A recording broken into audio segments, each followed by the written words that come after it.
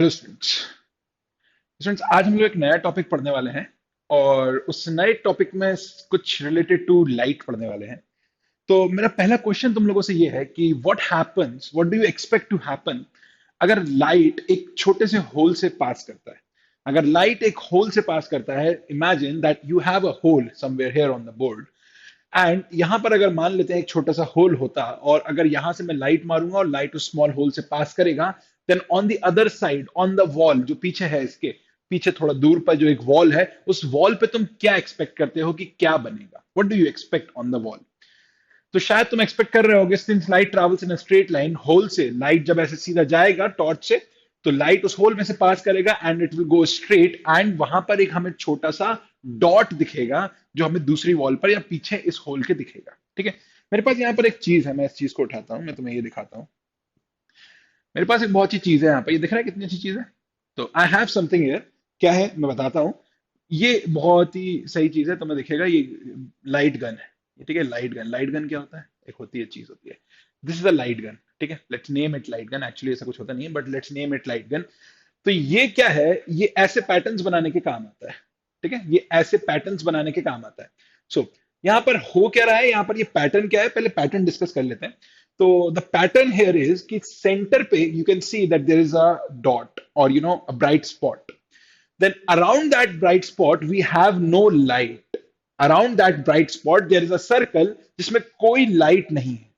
ठीक है, फिर उसके बाद there is a circle, there is a circle again। अच्छा, मैं थोड़ा सा एंगल पे दिखा रहा हूं इसलिए it might look like a ellipse, but actually अगर मैं सामने से दिखाऊंगा so it will be a circle। Okay, so there is a bright spot at the center, then एक ब्लैक कलर का सर्कल है, एंड देन एक व्हाइट यानी कि ब्राइट सर्कल है, देन अगेन एक डार्क सर्कल है, देन अगेन एक ब्राइट सर्कल है, देन अगेन एक डार्क सर्कल है, देन अगेन एक ब्राइट सर्कल है। बाकी की इंटेंसिटीज इतनी कम है, हमें क्लियरली नहीं दिख रहा है, बट सेंटर पे और उसके बाद एक ब्लैक सर्कल, फिर एक डार्क सर्कल, फिर एक ब्राइट सर्कल, फिर एक डार्क सर्कल, फिर एक ब्राइट सर्कल। ये चीज तो आई होप तुम्हें क्लियरली दिख रही हो। अच्छा, ये चीज क्या है जो मैं तुम लोग को दिखा रहा हूं? पता है क्या चीज है ये जो मैं तुम लोग को यहां पर दिखा रहा हूं? लेट्स सी ये क्या है। So what I have here is simply the front of a pen. जो पेन होता है ना हमारा, उसका पेन का मैंने फ्रंट पोर्शन है ये, और इसके अंदर एक होल होता है फ्रंट में ऑब्वियसली, और ये मेरे पास एक टॉर्च है। ठीक है, इस टॉर्च की लाइट को अगर मैं इसके थ्रू पास कर रहा था, तो होल में से जब लाइट क्रॉस हो रही थी तो तुम्हें ये पैटर्न दिख रहा था। ये एक्सपेरिमेंट तुम चाहो तो तुम घर पे भी कर सकते हो अपने, but what we have learned here is कि अगर लाइट एक स्मॉल होल से पास करती है, तो हमारा जो रिजल्ट होता है, यानी कि हमारे सामने जो चीज बनती है, जो हमें होल के बाद सामने जो दिखता है, that is not a spot. एक स्पॉट नहीं दिखता है, वहां पर और भी चीजें दिखती हैं। और एग्जैक्टली क्या दिखता है? एक ब्राइट स्पॉट दिखता है, उसके बाद एक ब्लैक कलर का डार्क सर्कल दिखता है, मतलब वहां पर लाइट नहीं पहुंच रही है ऐसा लग रहा है। फिर उसके बाद एक ब्राइट सर्कल दिखा, मतलब वहां लाइट पहुंच रही है। फिर उसके बाद एक ब्लैक सर्कल दिखा, मतलब वहां पर लाइट नहीं पहुंच रही है। फिर एक ब्राइट सर्कल दिखा, मतलब वहां पर लाइट पहुंच रही है। तो ऐसा होता है अगर हम होल से लाइट को पास करते हैं, और यही हम लोग पढ़ते हैं जब हम लोग पढ़ते हैं single slit diffraction pattern. Single slit diffraction pattern बोल लो, या होल में से पास होने वाला, स्लिट की जगह होल भी हो सकता है, तो सिंगल होल डिफ्रैक्शन पैटर्न। ठीक है, तो सिंगल स्लिट डिफ्रैक्शन पैटर्न में क्या पढ़ना होता है या क्या समझना होता है, ये हमारे टॉपिक है एक छोटा सा। इसके अंदर हमें ये सीखना होता है कि अगर हमारे पास एक स्लिट है, what do you mean by slit? एक स्लिट क्या होता है? स्लिट समझ में आता है ना। होल और स्लिट में क्या डिफरेंस है? होल मतलब होता है गोल खिड़की, और स्लिट मतलब होता है ऐसे लंबी खिड़की। ठीक है, ऐसी लंबी खिड़की जिसकी विड्थ बहुत कम है लेकिन ऐसे लेंथ बहुत ज्यादा है, तो हम इसको बोलेंगे ये स्लिट है। तो यहां पर एक स्लिट है, मेरे पास कोई दीवार है और उसमें एक ऐसी स्लिट है। ठीक है, यहां पर जो स्लिट है उसके ऊपर हमने पैरेलल बीम ऑफ लाइट गिराई। ठीक है, पैरेलल बीम ऑफ लाइट हमने इसके ऊपर गिराई। जब पैरेलल बीम ऑफ लाइट इसके ऊपर हम गिराते हैं, और अगर टू डायमेंशन में अगर हम समझने की कोशिश करें कि स्क्रीन पे क्या होगा, तो सेंटर ऑफ द स्लिट से एक सीधी लाइन बना के मैं ऐसा बोल सकता हूं कि स्क्रीन पे कुछ ऐसा हो रहा है जो हम ऑलरेडी एक्सपेरिमेंटली समझ चुके हैं। क्या हो रहा है कि सेंटर पे तो तुम्हें ब्राइट स्पॉट दिखेगा। अच्छा, ब्राइटनेस को इंटेंसिटी के फॉर्म में अगर हम लिखें, तो हम ऐसा बोल सकते हैं कि अगर ये वाली एक्सेस इंटेंसिटी बता रही है, ग्राफ बना के बता रहा हूं मैं, ये बता रहा है वाई, और ये बता रहा है -y, तो मैं ऐसा बोल सकता हूं कि सेंटर ऑफ द स्क्रीन पे बहुत ज्यादा इंटेंसिटी है। ज्यादा इंटेंसिटी है तो इंटेंसिटी ये है।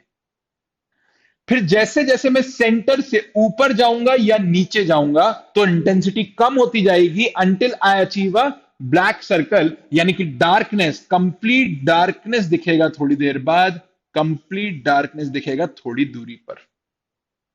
तो यानी कि अगर तुम इतना दूर आ गए हो तो तुम्हें क्या दिखने लगेगा, तुम्हें कंप्लीट डार्कनेस दिखने लगेगा, जो मैं तुम्हें बता रहा था कि सेंटर पे तो, जैसे सेंटर पे तो तुम्हें ब्राइट स्पॉट दिखा था, फिर जो ब्राइट स्पॉट था वो थोड़ी दूरी पर था, तो इसके बाद यहां से अगर तुम ऊपर की तरफ मूव कर रहे हो तो पहले इंटेंसिटी कम होते होते ब्लैक पहुंच जाएगा, और फिर ऊपर जाओगे तो वापस इंटेंसिटी बढ़ेगा, लेकिन उतना नहीं बढ़ पाता है। इंटेंसिटी कंटिन्यूअसली फिर कम होता जाता है।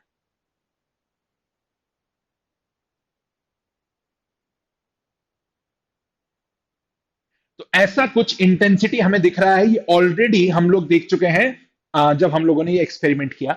अब ये जो इंटेंसिटी यहां पर बन रहा है, मतलब कहीं कहीं पर लाइट नहीं पहुंच रही है, ये जो पॉइंट्स है यहां पर लाइट नहीं पहुंच रही है, उसके बाद फिर कुछ दूरी पर पॉइंट्स थे, यानी कि ये दोनों जिन पे लाइट नहीं पहुंच रही थी। ऐसे पॉइंट जिन पे लाइट नहीं पहुंच पाती है, या ऐसा बोलना चाहिए कि लाइट तो पहुंचती है बट कैंसिल हो जाती है। अरे सर, इसका क्या मतलब है कि लाइट कैंसिल हो जाती है? देखो, light is a wave, light has dual nature, particle nature as well as wave nature. तो जब लाइट के वेव नेचर की बात करी जाती है तो वेव्स इंटरफेरेंस शो करती हैं, वेव्स सुपरपोजिशन शो करती हैं, और जब वेव्स का सुपरपोजिशन होता है तो पॉसिबिलिटी होती है कि वो ऐड हो जाए और पॉसिबिलिटी होती है कि वो कैंसिल हो जाए। तो कहीं कहीं पर ये लाइट की जो वेव्स हैं ये आपस में एक दूसरे को कैंसिल कर रही हैं, और कहीं कहीं पर ये ऐड हो रही हैं जहां पर तुम्हें ज्यादा ब्राइटनेस दिख रही है। तो ऐसे पॉइंट्स, जिन पॉइंट को हम लोग बोलते हैं कि जहां पर हम बोलते हैं कि लाइट कैंसिल हो गई, these points are called minimas. These points are called मिनिमास।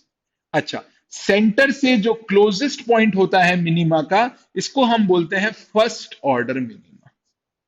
जो सेंटर से सेकंड होता है उसको बोलते हैं सेकंड ऑर्डर मिनिमा। तो ये भी तो क्लोजेस्ट है, तो इसका नाम भी हम रख सकते हैं फर्स्ट ऑर्डर मिनिमा, और इसको भी हम बोल सकते हैं सेकंड ऑर्डर मिनिमा। ठीक है, ऑब्वियसली ये क्या हो जाएगा, थर्ड ऑर्डर मिनिमा, ये क्या हो जाएगा, third order minima. Right now, जो सेंटर पे ब्राइट स्पॉट दिखता है इसका भी कुछ नाम रखा जाता है, दीज आर कॉल्ड मैक्सिमास, क्योंकि वो सेंटर पे है इसलिए नहीं। इसको हम लोग बोलते हैं सेंट्रल मैक्सिमा, इस वाले को बोलते हैं हम लोग सेंट्रल मैक्सिमा, इसलिए नहीं क्योंकि ये सेंटर पे होता है, इसलिए क्योंकि ये सिमेट्रिक होता है। आई शो यू कि सिमेट्रिक और सेंटर पे होने में क्या डिफरेंस है, बट थोड़ी देर बाद, अभी इतना मत सोचो। ठीक है, अभी के लिए इसका नाम है बस सेंट्रल मैक्सिमा या जीरो ऑर्डर मैक्सिमा। ये जो मैक्सिमा है, मतलब सेकंड नंबर का जो ब्राइट स्पॉट है, इसको भी हम लोग मैक्सिमा ही बोलते हैं, लेकिन ये है फर्स्ट ऑर्डर मैक्सिमा। ये भी एक मैक्सिमा है, this is called a maxima, ये भी है first order maxima.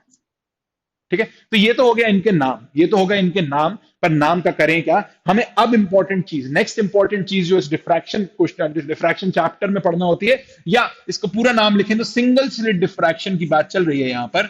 Single slit diffraction में जो नेक्स्ट इंपॉर्टेंट चीज होती है वो ये है, या फिर कभी भी अगर कोई एक्सपेरिमेंट हमने किया है तो अब हमें उसकी वैल्यू से मतलब है कि अगर हमें ब्राइट स्पॉट दिख रहा था तो वो कितना ब्राइट था। एक तो इस चीज से मतलब रहना चाहिए, और दूसरी चीज रहना चाहिए कि कहां कहां तुम्हें ब्राइट स्पॉट दिख रहा था और कहां कहां तुम्हें डार्कनेस दिख रही थी। तो इससे रिलेटेड चीजें हम लोग को यहां पर समझना है, मतलब हमें यह निकालने की कोशिश करना है कि ये मिनिमा क्यों बना और कितना दूर बना, ये मिनिमा क्यों बना और कितना दूर बना, ये मिनिमा क्यों बना और कितना दूर बना, ये मिनिमा क्यों बना और कितना दूर बना। तो सारे मिनिमास की पोजीशन निकालने का मन है, फिर बात कर लेंगे कि सारे मैक्सिमास की पोजीशन निकालने का भी मन है। ठीक है, तो पहली चीज तो ये कि मिनिमा बना क्यों, पहली चीज, और बना तो कितने दूर बना। ठीक है, तो इन दो चीजों के बारे में अब हम फर्दर डिस्कस करते हैं। तो स्टूडेंट्स, बात ये आती है कि ये मिनिमास या मैक्सिमास कैसे पॉसिबल है। मिनिमास की बात करें तो ऐसे पॉइंट कैसे एग्जिस्ट कर सकते हैं जहां पर लाइट पहुंच ही नहीं रही है, या हम ऐसा बोलें कि लाइट कैंसिल हो जा रही है। ठीक है, तो कैंसिलेशन किस किस का हो रहा है पहले ये समझने की कोशिश करेंगे तो शायद पूरा समझ में आ ही जाए। तो सोचो कि पी पॉइंट तक जो लाइट आ रही है वो कहां से आ रही है, तो वो तो स्लिट से आ रही है, स्लिट से आ रही है ना। बट स्लिट एक सोर्स नहीं है, स्लिट जो है कितने नंबर ऑफ पॉइंट सोर्सेज है स्लिट में। अगर तुम स्लिट में पॉइंट्स मार्क करना स्टार्ट करोगे तो इनफाइनाइट नंबर ऑफ पॉइंट्स तुम मार्क कर सकते हो। This is top of the slit, this is bottom of the slit, और इसके बीच में तुम infinite number of points mark कर सकते हो। अगर मैं infinite number of points mark कर सकता हूं तो मैं ऐसा बोल सकता हूं यहां पर infinite number of point sources हैं। वो हर एक पॉइंट सोर्स एक नई वेव क्रिएट करने के पॉसिबल है, क्योंकि उस हाइगेंस प्रिंसिपल के हिसाब से हर एक पॉइंट एक नई वेव क्रिएट कर सकता है। तो हर एक पॉइंट अगर एक नई वेव क्रिएट कर सकता है तो इस पॉइंट ने एक वेव पहुंचाई होगी, उसके नीचे वाले पॉइंट ने एक वेव पहुंचाई होगी, उसके नीचे वाले वेव पॉइंट ने एक वेव पहुंचाई होगी, ऐसे इनफाइनाइट नंबर ऑफ वेव्स पहुंची। लेकिन बना क्या? मिनिमा। अगर मिनिमा बना इसका मतलब पक्के से ये हो गया कि वो सारी की सारी वेव्स एक दूसरे के साथ कैंसिल हो रही हैं। मतलब हर एक वेव के लिए कोई ना कोई कैंसिलेशन के लिए खड़ा है। इसका क्या मतलब है? इसका मतलब ये है कि अगर जैसे ट्रांसवर्स वेव में अपन सुपरपोजिशन समझते थे तो क्या समझते थे 11th क्लास में, कि अगर एक वेव ए डिस्प्लेसमेंट ऊपर करवाना चाह रही है तो दूसरा ए नीचे करवाना चाह रही होगी तो कैंसिल हो जाएंगे। एक अगर ए बाय 2 ऊपर करवाना चाह रही है डिस्प्लेसमेंट तो दूसरा ए बाय 2 नीचे करवाना चाह रही होगी, कैंसिल हो जाएंगे। एक ए बाय 3 करवाना चाह रही है, दूसरा ए बाय 3 नीचे करवाना चाह रही है, कैंसिल हो जाएंगे। तो तुम सोचो ऐसे ही ये सारी वेव्स यहां पर पहुंच रही हैं और हर एक के लिए कोई एक कैंसिलेशन के लिए खड़ा है। हर एक को कैंसिल करने के लिए कोई दूसरा हमारे पास सोर्स या दूसरी कोई वेव है। ठीक है, ठीक है। अब मैं यहां से स्टार्ट करता हूं कि ठीक है, मतलब इनफाइनाइट नंबर ऑफ वेव्स बनाना है। अब इनफाइनाइट बना तो नहीं सकते, इनफाइनाइट बना तो नहीं सकते, तो बनाने के लिए इनफाइनाइट अगर तुम नहीं बना सकते तो इजीएस्ट तरीका ये होता है कि सबसे पहले वाले के लिए दो बनाओ बस। सर ये क्या बात हुई, आपको कैसे पता दो बनाओ? आप तो रट के आए हो इसका मतलब। हाँ ठीक है, मान लिया रट के आए। तो एक काम करते हैं, दो नहीं बनाते, हम खुद से सोचेंगे हमें कितनी बनाना चाहिए। ठीक है, हम खुद से सोचेंगे हमें कितनी बनाना चाहिए। तो ऐसे सोचते हैं कि चलो टॉप की बनाना जरूरी है और बॉटम की बनाना जरूरी है। ये तो समझ में आता है, टॉप की बनाना जरूरी है और बॉटम की बनाना जरूरी है। टॉप की और बॉटम से आने वाली वेव्स पी पॉइंट तक पहुंच रही हैं। ठीक है, और फिर मैं जज करूंगा कि बीच में जो पॉइंट्स हैं उनका क्या वेव्स यहां पर पहुंचना चाहिए, किस टाइप की वेव्स यहां पर पहुंचना चाहिए, ताकि सब एक दूसरे के साथ कैंसिल हो जाए, ताकि सब एक दूसरे के साथ कैंसिल हो जाए। तो इसी चीज को अपन समझते हैं। तो इसको समझने के लिए चलो मैं एक वेव बना के बता रहा हूं तुम्हें कि टॉप मोस्ट पॉइंट से जो वेव पहुंची वो ऐसी पहुंची, मान लेते हैं। सिर्फ इतना बनाते हैं अपन, और ये वाला पॉइंट जो है पी पॉइंट मिल गया उसे। सर ये कैसे, ये क्या कर रहा हूं बता रहा हूं मैं। यहां पर बनाऊंगा तो देखो बहुत कचरा हो जाएगा। एक वेव बनाऊं, फिर उसके नीचे वाले पॉइंट से एक नई वेव बनाऊं, फिर उसके नीचे वाले पॉइंट से एक नई वेव बनाऊं, तो सोच रहे हो कितना सारा कचरा हो जाएगा यहाँ पे। तो उसकी वजह से मैं क्या कर रहा हूं, मैं ये बोल रहा हूं कि टॉप मोस्ट पॉइंट से जो स्टार्ट हुई वेव, टॉप मोस्ट पॉइंट से जो स्टार्ट हुई वेव, वो एक वेवलेंथ में पी पॉइंट तक पहुंच गई। ऐसा मान लो, ऐसा मान लो। एक वेवलेंथ जरूरी नहीं है, एन नंबर ऑफ वेवलेंथ के बाद वो वहां पर पहुंच गई, ऐसा मान लेते हैं। पी पॉइंट पे ये पहुंच गई। ठीक है, अच्छा। अब मैं ऐसा बोल सकता हूं कि टॉप मोस्ट पॉइंट से जस्ट नीचे वाला जो पॉइंट है, टॉप मोस्ट पॉइंट से जस्ट नीचे वाला जो पॉइंट है, उस वेव को पी पॉइंट तक पहुंचने में थोड़ा सा ज्यादा चलना पड़ेगा। टॉप मोस्ट पॉइंट के जस्ट नीचे वाला जो पॉइंट है, उस वेव को पी पॉइंट तक पहुंचने के लिए थोड़ा सा ज्यादा चलना पड़ेगा जितना टॉप मोस्ट पॉइंट को चलना पड़ा था उससे। ये चीज समझ में आती है?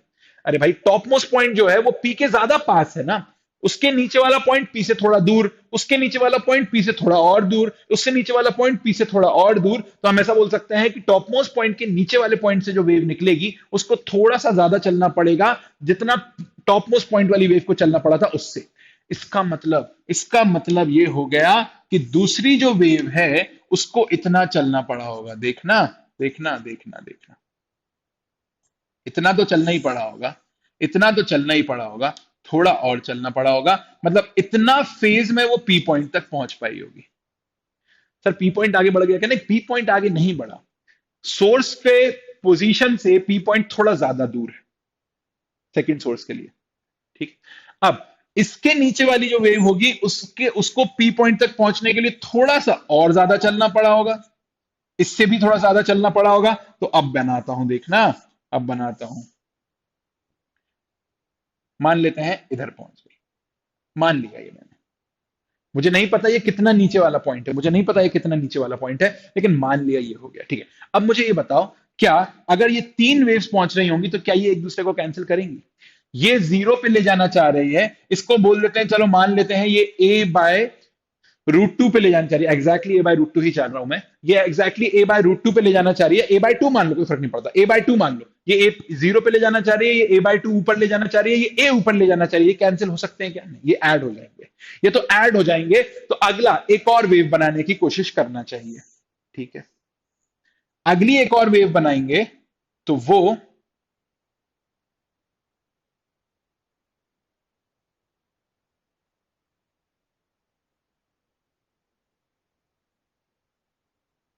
इस पॉइंट पे पहुंची, थोड़ा सा और ज्यादा चलना पड़ा पी पॉइंट तक पहुंचने के लिए, तो पी पॉइंट तक पहुंचने के लिए इस वाली वेव को थोड़ा और चलना पड़ा, लेकिन अभी भी ये चारों कैंसिल नहीं हो पाएंगी। अच्छा, एक और बना लेते हैं, अब शायद हो जाए। तुम बताओगे आंसर, मैं थोड़ी बताऊंगा। अब शायद हो जाए, देख के तो बताना जरा। अब हो जाएंगी क्या कैंसिल? क्या ये अब कैंसिल हो जाएंगी? अब पी पॉइंट तक पहुंचने के लिए इतना चलना पड़ेगा, क्या ये अब कैंसिल हो जाएंगी? क्या ये अब कैंसिल हो जाएंगी? ये 0 पे ले जाना चाह रही है, ये a/2 पे, ये a पे, ये a/2 पे, और ये 0 पे, ये सब ऐड ही हो रही हैं, अभी तक कोई कैंसिलेशन नहीं आया, अभी तक कोई कैंसिलेशन तुम्हें नहीं दिख रहा है। अब अगर तुम कैंसिलेशन करवाना चाहते हो, अब अगर तुम कैंसिलेशन करवाना चाहते हो, तो अगली जो वेव बनाओगे वो जरूर कैंसिल करेगी, अगली जो वेव बनाओगे वो जरूर कैंसिल करेगी। मैं ब्लू कलर से बना के बताता हूं अगली वेव, और यहीं से स्टार्ट कर देता हूं, या इस वाले से नहीं, इस वाले से स्टार्ट करता हूं, ठीक है? ब्लू कलर से बना के बताता हूं। नेक्स्ट जो वेव रहेगी वो इससे भी थोड़ा ज्यादा चलेगी, और इससे थोड़ा ज्यादा चलने का मतलब क्या है देखना, से थोड़ा ज्यादा।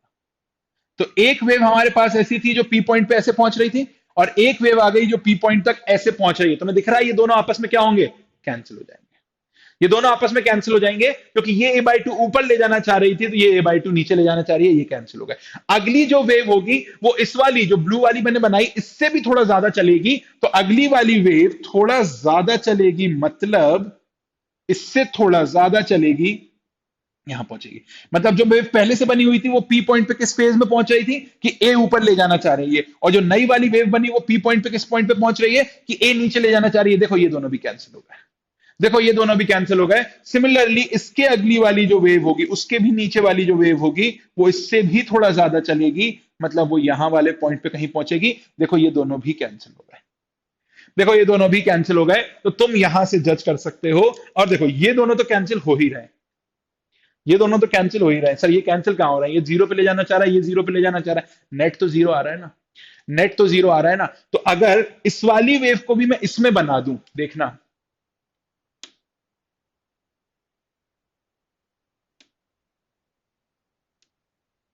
तो देखो गौर से, एक कंडीशन सी बनती हुई नजर आ रही है कि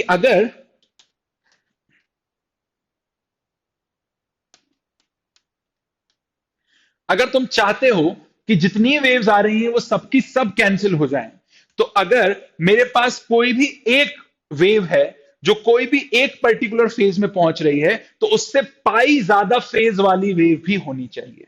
कोई एक वेव है जो कोई पर्टिकुलर फेज में पहुंच रही है, तो पाई ज्यादा वाली फेज वाली वेव भी होना चाहिए। कोई एक वेव है जो पर्टिकुलर फेज में पहुंच रही है, तो पाई ज्यादा फेज वाले में वेव भी होनी चाहिए। पाई ज्यादा फेज मतलब λ/2 पाथ में आगे। तो देखो λ/2 ही इनके बीच का गैप है, गौर से देखो, दिख जाएगा।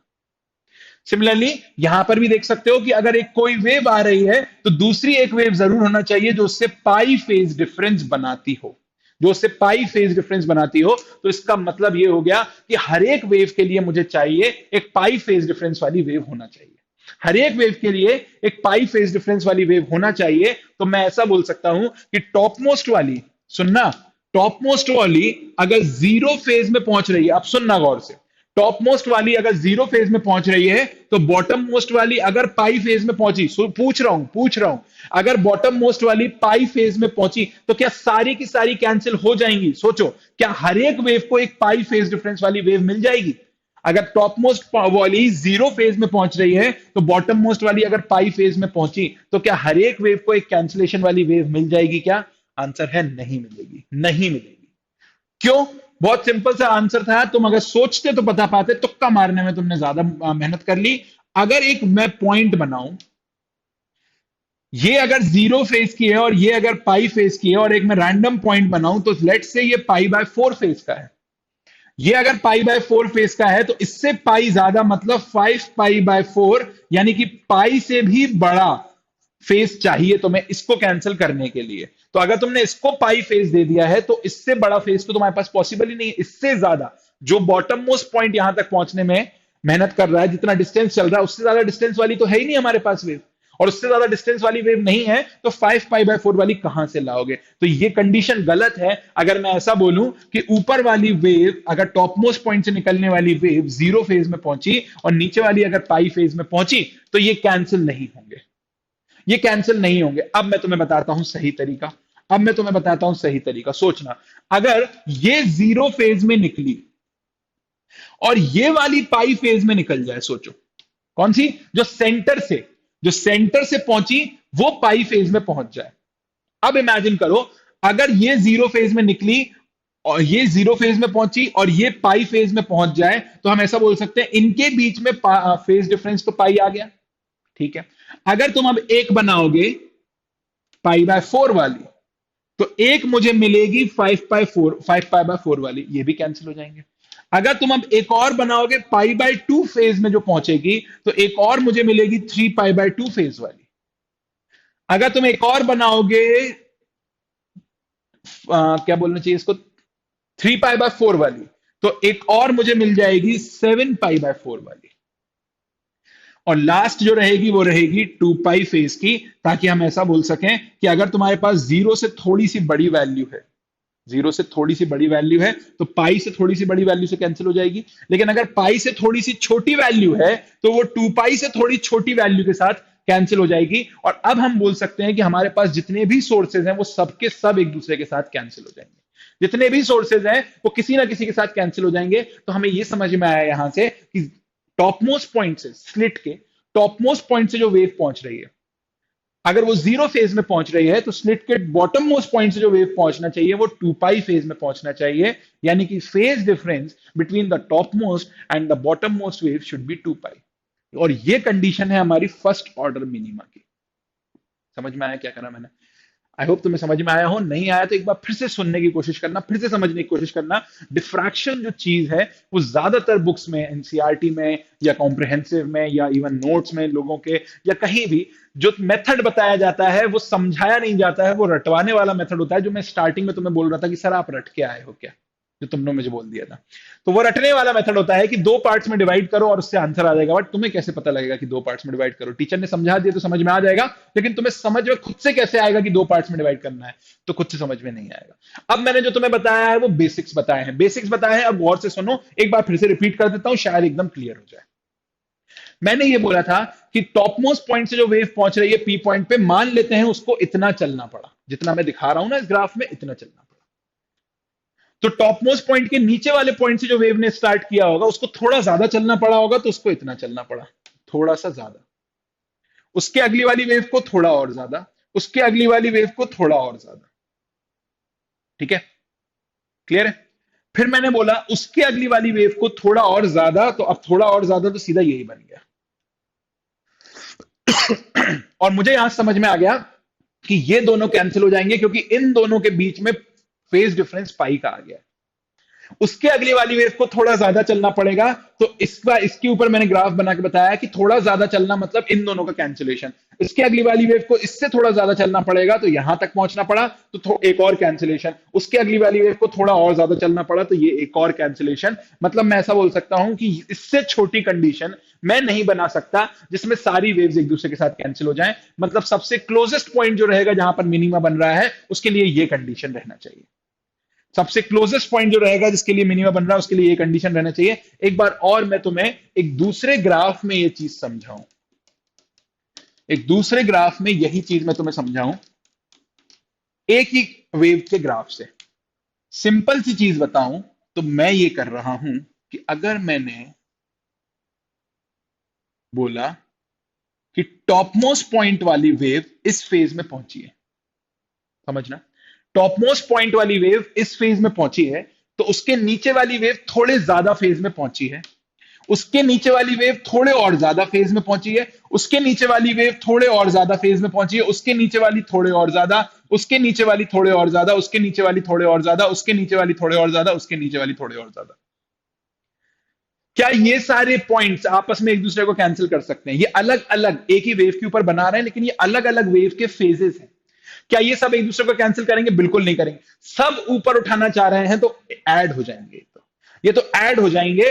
तो अब अगर तुम्हें कैंसिल करना है तो देखना, देखते जाना, उसके आगे वाली वेव, उसके नीचे वाली जो वेव होगी इस पॉइंट से, ये वाली पॉइंट, ये वाला वेव जो है, ये मान लेते हैं किसी एक रैंडम पॉइंट से निकल रही है, तो उसके नीचे वाले पॉइंट से जो निकल के वेव पहुंची पी पॉइंट तक, वो थोड़े और ज्यादा फेज में पहुंचेगी, उसके नीचे वाली थोड़े और ज्यादा, उसके नीचे वाली थोड़े और ज्यादा, उसके नीचे वाली थोड़े और ज्यादा, उसके नीचे वाली थोड़े और ज्यादा, ऐसे ही करते जाओ जब तक तुम ये श्योर ना हो जाओ कि अब तुम्हारे पास जितने भी पॉइंट्स मार्क्ड हैं उनके करस्पॉन्डिंग जो फेज हैं वो सब एक दूसरे को कैंसिल कर सकते हैं या नहीं। तो मुझे यहां पर समझ में आ गया कि अब मैंने जितने पॉइंट्स मार्क करे हैं उनके लिए, हर एक के लिए एक कैंसिलेशन वाली फेज मेरे पास अवेलेबल है।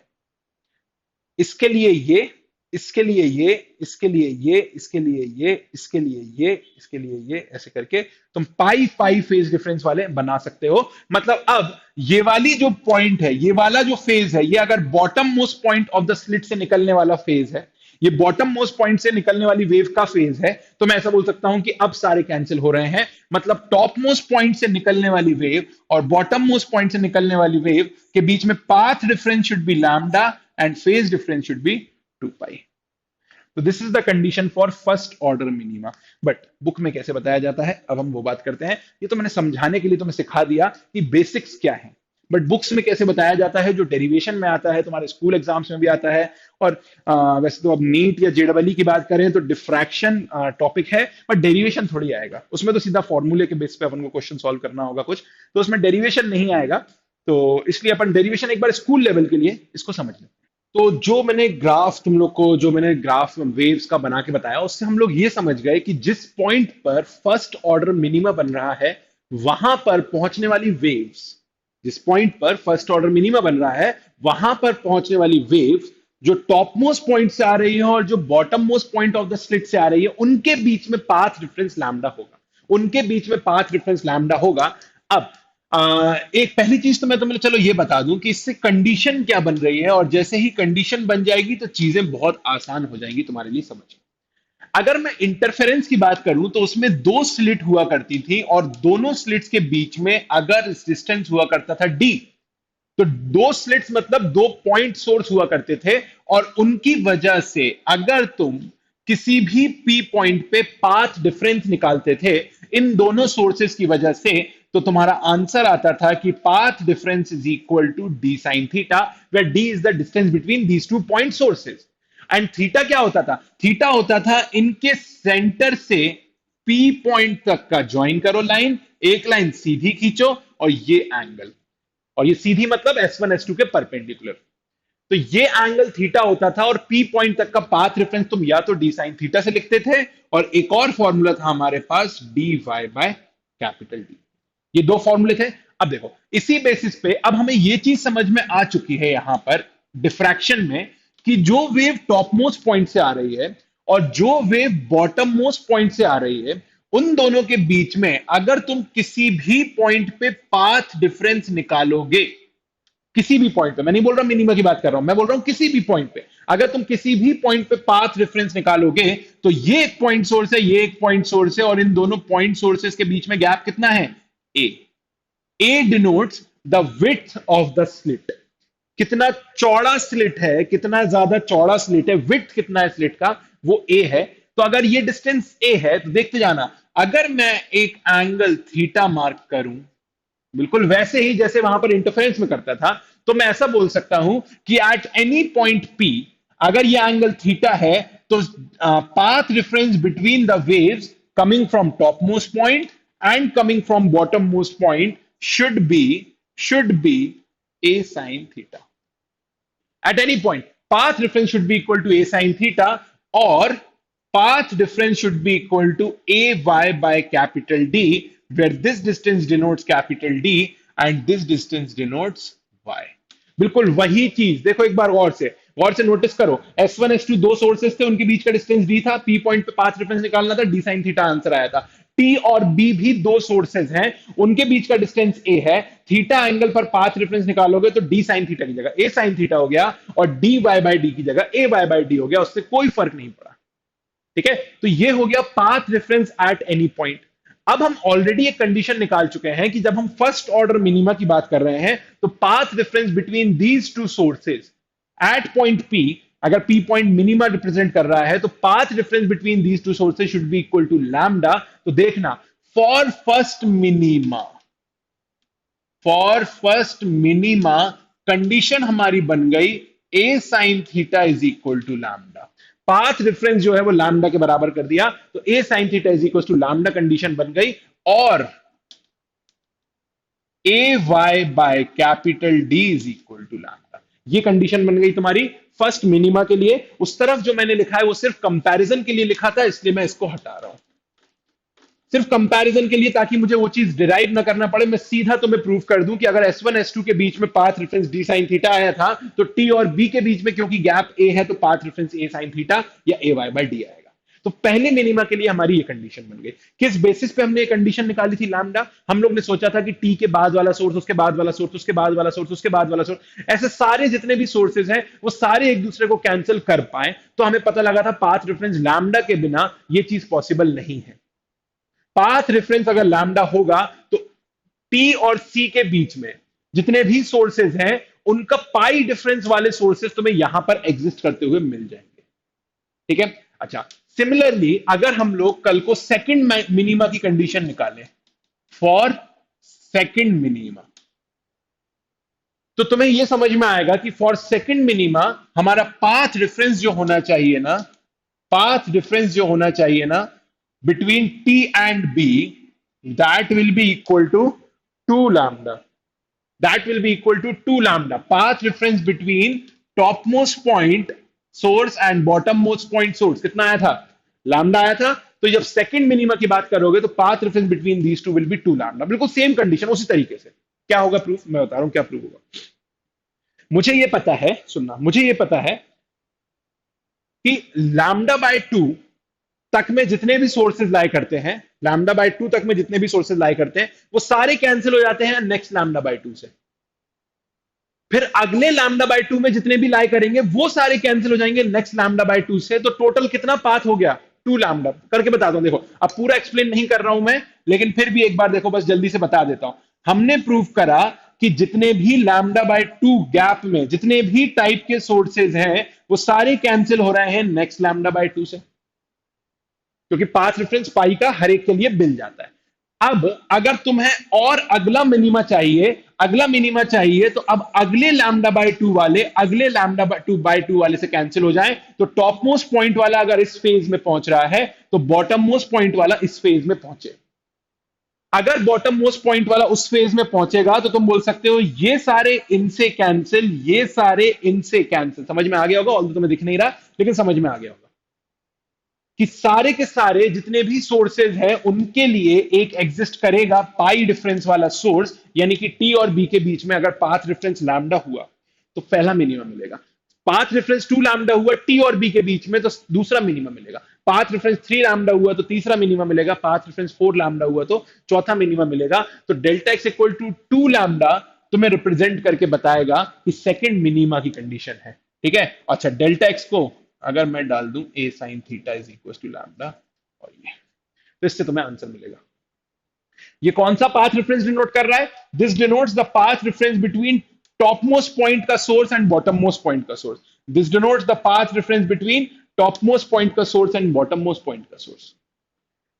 सिर्फ इसी को कंडीशन बोलना जरूरी नहीं है, तुम इसको भी कंडीशन बोल सकते हो, path difference between top most point का सोर्स एंड सेंटर का सोर्स। अगर तुमसे कोई बोले कि टॉप मोस्ट पॉइंट का सोर्स और सेंटर के सोर्स के बीच में पाथ डिफरेंस कितना होगा, तो भैया अगर तुम्हें यह पता लग गया कि इन दोनों के बीच में पाथ डिफरेंस ए साइन थीटा है तो इन दोनों के बीच में ए साइन थीटा बाय 2 होगा, इनके बीच में ए साइन थीटा बाय 2 होगा। क्यों? क्योंकि एक ही जगह पर सीधा ए बाय 2 आ गया है, एक ही जगह पर ए बाय 2 आ गया है।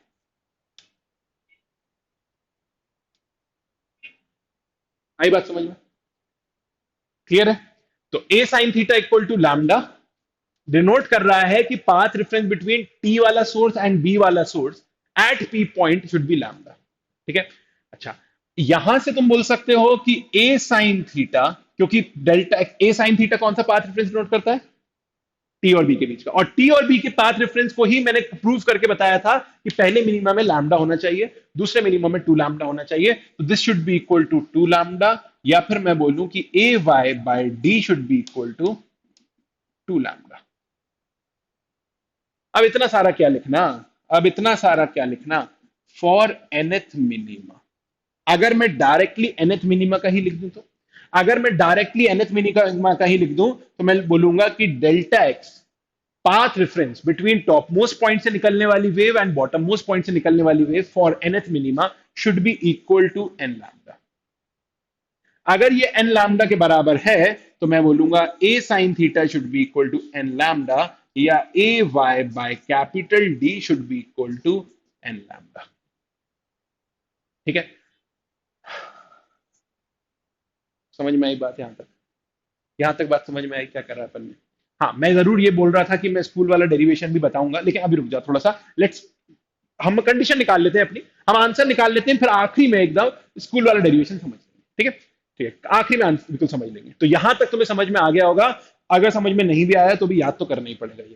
ठीक है, क्योंकि देखो, समझना बहुत ज्यादा जरूरी इसलिए नहीं है वाला टॉपिक, क्योंकि मेंस का टॉपिक है, एडवांस में नहीं है टॉपिक, एडवांस में नहीं है मतलब कोई डेरिवेशन बेस्ड क्वेश्चन नहीं आ सकता। ठीक है, बट ये समझना, समझ में आ जाए तो बेटर है।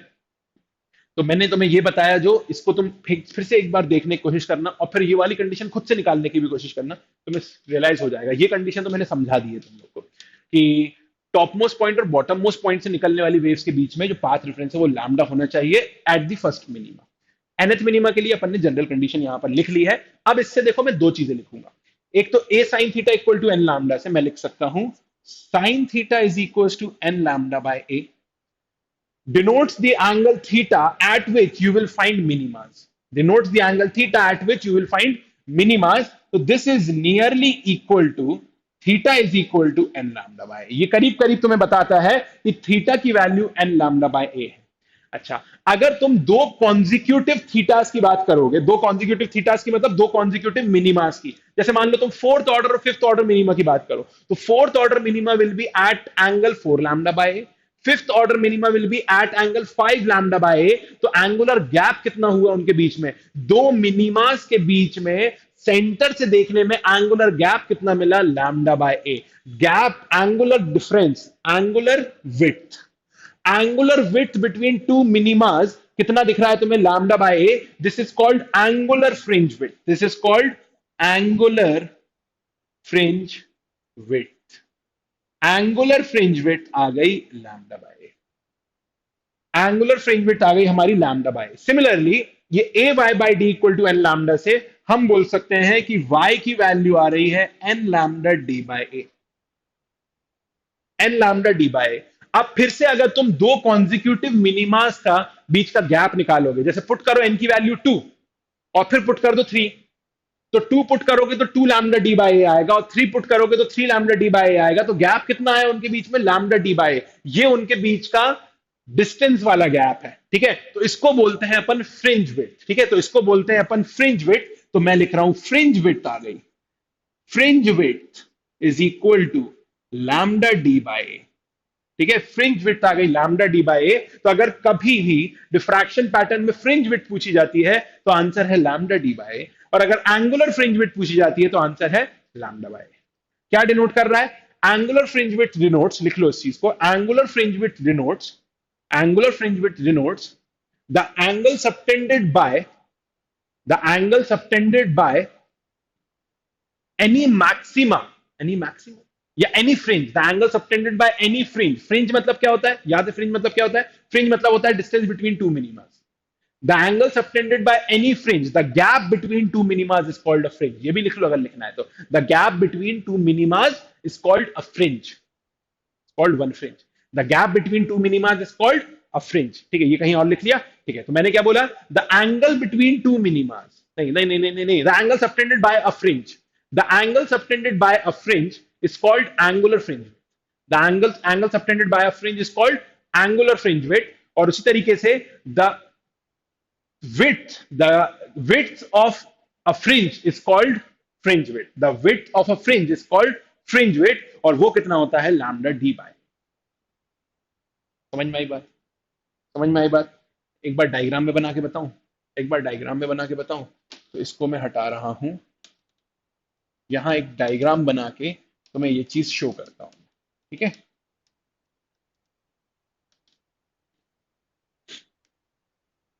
जो स्क्रीन पे दिखा था उसके बारे में बात कर रहा हूं।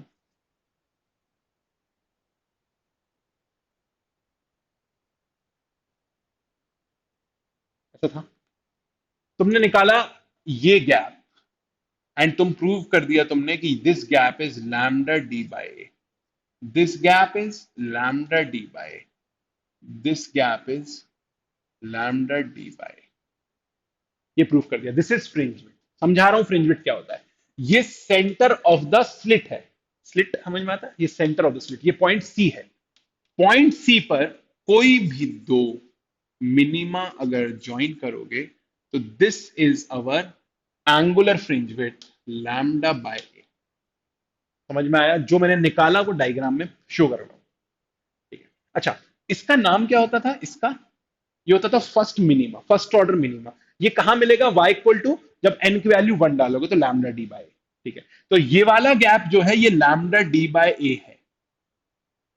अच्छा, ये भी फर्स्ट ऑर्डर मिनिमा होता था, ये भी फर्स्ट ऑर्डर मिनिमा होता था, ये भी लैम्डा डी बाय ए नीचे होगा। यानी कि अगर मैं सेंटर वाले मैक्सिमा को विड्थ निकालने की कोशिश करूं तो वो विड्थ आएगी 2 लैम्डा डी बाय, ये विड्थ आएगी 2 लैम्डा डी बाय। और सिमिलरली अगर मैं इसका एंगल निकालने की कोशिश करूं तो ये एंगल आएगा 2 लैम्डा बाय। समझ में आया क्या करा? भाई बहुत सिंपल है। फर्स्ट ऑर्डर मिनिमा की पोजीशन निकाली मैंने n इक्वल टू 1 डाल के, तो लैम्डा डी बाई आया। लेकिन नीचे भी फर्स्ट ऑर्डर मिनिमा है, तो दोनों फर्स्ट ऑर्डर मिनिमा के बीच का गैप कितना हो गया? 2 लैम्डा डी बाई ए। तो मैं ऐसा बोल सकता हूं कि बाकी सारी फ्रिंजेस का विड्थ कितना है? लैम्डा डी बाई ए। लेकिन central fringe width, central fringe का विड्थ कितना है? 2 लैम्डा डी बाई ए। तो इसलिए हम लोग यहां पर सेपरेटली लिखते हैं central fringe width is equal to 2 lambda d by, और angular central fringe width is equal to 2 lambda. समझ में आया? अरे समझ में आया कि नहीं आया ये बताओ। ठीक है, तो तुम्हें कोई भी मिनिमा की अगर पोजीशन निकालना होगी तो तरीका है सिंपल सा, y equal to N lambda D by. ठीक है, फ्रिंज विड्थ निकालना होगी तो सेंटर की अलग है, बाकी सबके लिए अलग है। अब एक ही क्वेश्चन बाकी बचता है इसके अंदर, जो शायद अभी तक तुम्हें समझ में आ गया होगा, कि अब अगर तुमसे कोई मैक्सिमा की पोजीशन पूछे, बताओ फर्स्ट ऑर्डर मैक्सिमा कहां है, तो तुम बोलोगे ये है फर्स्ट ऑर्डर मैक्सिमा। अब बोले कितना दूर है, कितना दूर है, तो मुझे पता है फर्स्ट ऑर्डर मैक्सिमा के पहले, जस्ट पहले फर्स्ट ऑर्डर मिनिमा पड़ा होगा, सेकंड ऑर्डर मैक्सिमा के जस्ट पहले सेकंड ऑर्डर मिनिमा पड़ा होगा, थर्ड ऑर्डर मैक्सिमा के जस्ट पहले थर्ड ऑर्डर मिनिमा पड़ा होगा। ये बड़ी इंपॉर्टेंट चीज बता रहा हूं मैं, पता है क्यों? क्योंकि अब तुम्हें मैक्सिमा के लिए कोई फॉर्मूला याद रखने की जरूरत नहीं है। तुम सोचो, अगर तुम्हें सेकंड ऑर्डर मैक्सिमा, कोई भी रैंडम, मान लो फिफ्थ ऑर्डर मैक्सिमा का पोजीशन निकालना है, लिख लेना इस चीज को एग्जांपल के तौर पे। अगर तुम्हें फिफ्थ ऑर्डर मैक्सिमा का पोजीशन निकालना है तो तुम फिफ्थ ऑर्डर मिनिमा का पोजीशन निकालो, फिफ्थ ऑर्डर मिनिमा का पोजीशन निकालो, और उससे एक फ्रिंज नहीं, आधा फ्रिंज ऊपर जाना है। तो एक फ्रिंज होता है लैम्डा डी बाय ए का, तो आधा फ्रिंज होगा लैम्डा डी बाय 2a का। तो अगर तुम्हें लिखना है position of fifth order maxima, position of fifth order maxima is equal to, सीधा लिखो, is equal to position of fifth order minima plus lambda D by 2a। मैं क्यों नया फॉर्मूला याद रखूं जब मुझे पहले से मिनिमा के लिए फॉर्मूला इतना इजी मिल चुका है? तो मिनिमा के लिए फॉर्मूला क्या है? मिनिमा के लिए है N lambda D by. Fifth order minima की बात करूंगा तो 5 लैम्डा डी बाय, इतना ऊपर है, उसके अंदर ऐड कर दो लैम्डा डी बाय 2a, तुम्हारा आंसर आ जाएगा। एंगुलर के टर्म्स में भी बात करना है तो सेम तरीका है। तुम्हें पता है लैम्डा बाय ए पर पहला मिनिमा है, 2 लैम्डा बाय ए पर दूसरा, 3 लैम्डा ए बाय ए पर तीसरा, 4 लैम्डा बाय ए पे चौथा। तो फिफ्थ मिनिमा कितने एंगल पर होगा? 5 लैम्डा बाय ए। इसमें लैम्डा बाय 2a ऐड करो, तुम फिफ्थ ऑर्डर मैक्सिमा पे पहुंच जाओगे। ठीक है, तो ऐसे करके हम लोग सारी कैलकुलेशंस इसके अंदर की कर सकते हैं। ठीक है, आई होप तुम्हें समझ में आ गया हो ये पूरी तरीके से, जो भी मैंने यहां पर कहानी पूरी तुम्हें बताई। ठीक है, तो इस चीज को अच्छे से नोट कर लो, जितना भी तुम्हारे सामने ये सारी चीजें लिखी हुई हैं, पूरी चीजें नोट कर लो और फिर हम देखते हैं आगे क्या है। तो अभी तक हम लोगों ने जो भी फॉर्मूले देखे, जितने भी फॉर्मूले हम लोगों ने अभी तक देखे हैं, ये सारे फॉर्मूले ही हमारे इंपॉर्टेंट हैं जो हमें क्वेश्चंस दिखेंगे उनको सॉल्व करने के लिए। ठीक है, इन्हीं फॉर्मूले के ऊपर कुछ ना कुछ घुमा फिरा के क्वेश्चन पूछेगा वो। मिनिमा की पोजीशन निकालो, मैक्सिमा की पोजीशन निकालो, फ्रिंज विड्थ निकालो या सेंट्रल फ्रिंज विड्थ निकालो, एंगुलर फ्रिंज विड्थ निकालो या सेंट्रल एंगुलर फ्रिंज विड्थ निकालो। ठीक है, यही रिलेटेड होते हैं, इसी से रिलेटेड क्वेश्चन होते हैं। ठीक है, बट जो हमारे स्कूल में जैसे तुम्हें एक डेरिवेशन बताया जाएगा तो मैं वो डेरिवेशन और क्लियर कर दूं। ऑल्दो हम लोगों ने अपना तरीका दूसरा रखा, हमने वेव बना के समझा था कि टॉप मोस्ट पॉइंट से निकलने वाली वेव और बॉटम मोस्ट पॉइंट से निकलने वाली वेव के बीच में पाथ डिफरेंस कितना होना चाहिए।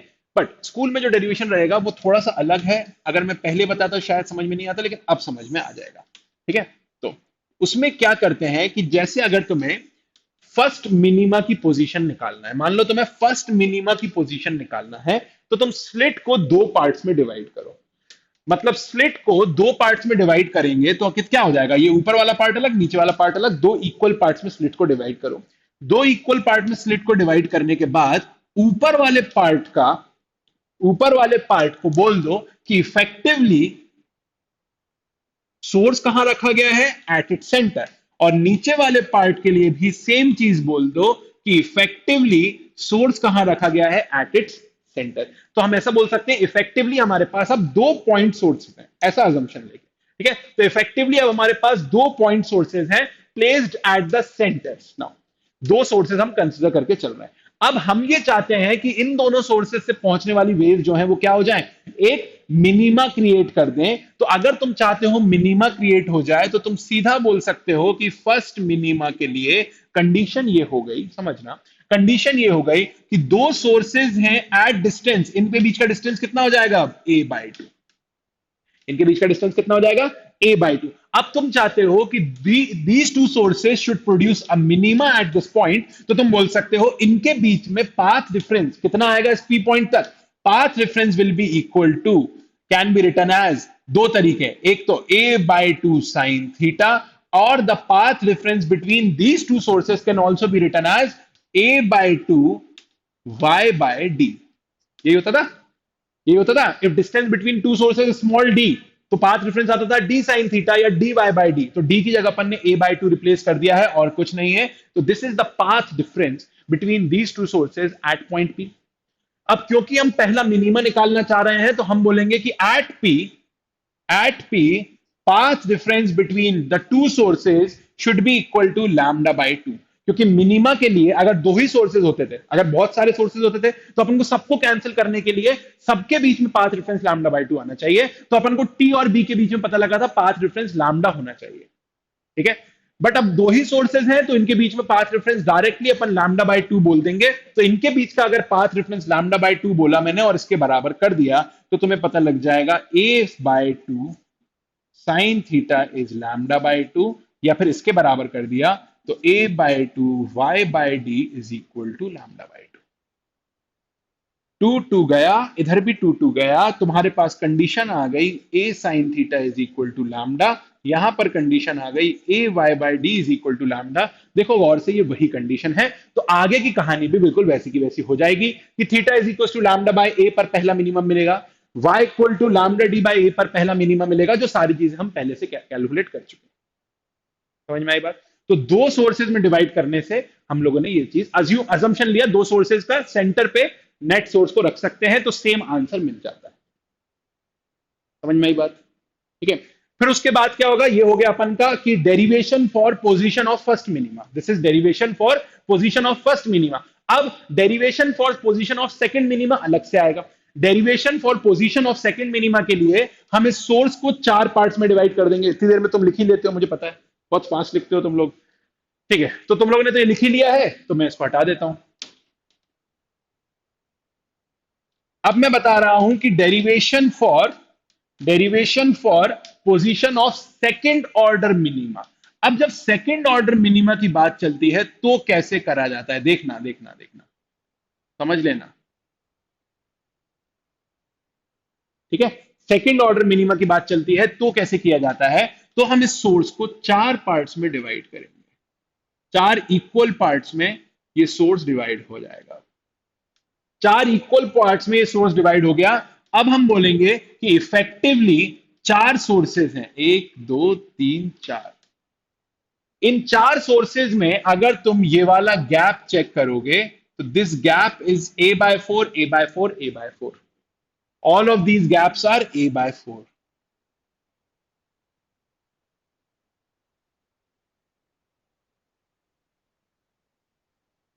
ये सारे गैप कितने हैं? a/4। ठीक है। अब ये दोनों आपस में कैंसिल हो जाएं और ये दोनों आपस में कैंसिल हो जाएं तो हमारे पास जो पी पॉइंट, अब थोड़ा सा ऊपर लिख लेते हैं, ये जो पी पॉइंट है इस पे हम बोल सकते हैं कि क्या बनेगा? मिनिमा बनेगा। तो हम क्या कर रहे हैं कि इसकी वजह से और इसकी वजह से आपस में कैंसिलेशन हो जाए और इससे जाने वाली वेव और इससे जाने वाली वेव में भी आपस में कैंसिलेशन हो जाए। तो मैं ये चाहता हूं कि इन दोनों के बीच में पी पॉइंट पे जाके कैंसिलेशन हो जाए, यानी कि a/4 साइन थीटा। इनके बीच का पाथ रेफरेंस होगा पी पॉइंट पर, क्योंकि इस बार सोर्सेस के बीच में डिस्टेंस कितना है? a/4।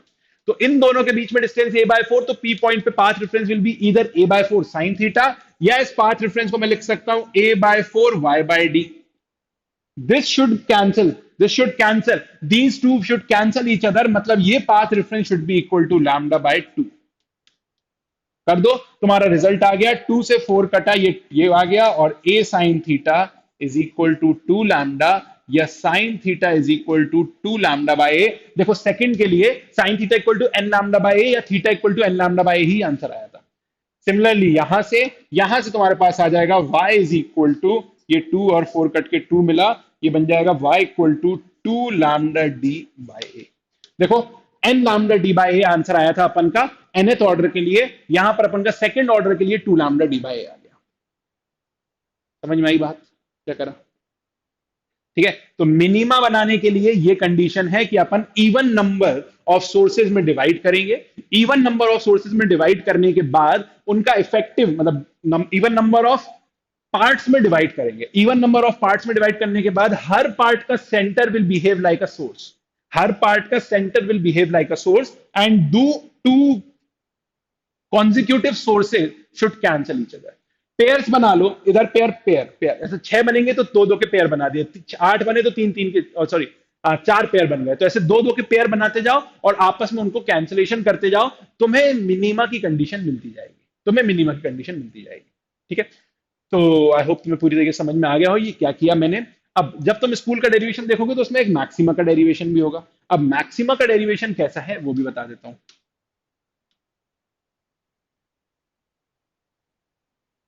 जब फर्स्ट ऑर्डर मैक्सिमा का डेरिवेशन करना है तो क्या किया जाएगा? इसी स्लेट को इस बार इवन नंबर नहीं, ऑड नंबर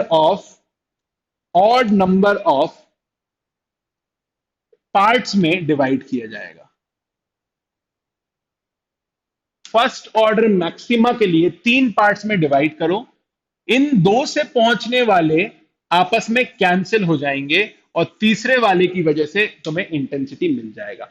इन दो से पहुंचने वाले आपस में कैंसिल हो जाएंगे, मतलब ये गैप a/3 आएगा इस बार, ये गैप a/3 आएगा इस बार। तो a/3 sine theta, a/3 sine theta is equal to λ/2। इन दो को अगर तुमने कैंसिल कर दिया तो अब तीसरे को कैंसिल करने के लिए कोई नहीं है, और अगर कोई नहीं है तीसरे को कैंसिल करने के लिए तो तीसरे वाले की वजह से तुम्हें इंटेंसिटी मिल जाएगी। तो this will be our first order maxima. तो a/3 साइन थीटा को λ/2 करो, साइन थीटा इक्वल टू 3 λ/2 करो, तुम्हारा आंसर मिल जाएगा। लेकिन मुझे ऐसे अच्छा नहीं लगता, जैसे मैंने बताया तुम्हें कि अगर मुझे पोजीशन निकालना ही होगी फर्स्ट ऑर्डर मैक्सिमा की तो मैं कैसे निकालूंगा? मैं फर्स्ट ऑर्डर मिनिमा की पोजीशन निकालूंगा λ/a, और उसमें λ/2a ऐड कर दूंगा।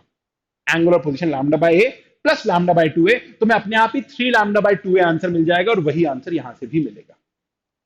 ठीक है। तो ऐसे करके तुम लोग आंसर निकाल सकते हो। ये स्कूल के डेरिवेशन की वजह से बता दिया मैंने कि बस इस चीज को याद रख लेना। ठीक है, इस चीज को याद रख लेना।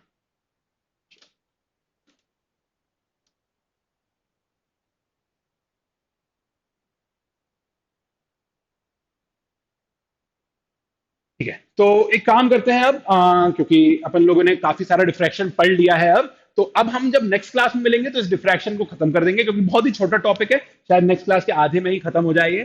तो नेक्स्ट क्लास में हम डिफ्रैक्शन को खत्म करते हैं, और बस उसके बाद हम मुझे लगता है कि हम लोगों ने सारे छोटे छोटे टॉपिक्स भी पूरी तरीके से कवर कर लिए हैं, कुछ भी हम लोगों ने अब छोड़ा नहीं है। तो डिफ्रैक्शन जब नेक्स्ट क्लास में खत्म हो जाएगा तब मैं बताऊंगा कि नेक्स्ट टॉपिक हम लोग क्या पढ़ेंगे। ठीक है, तो आज के लिए इतना ही, मिलते हैं नेक्स्ट क्लास में।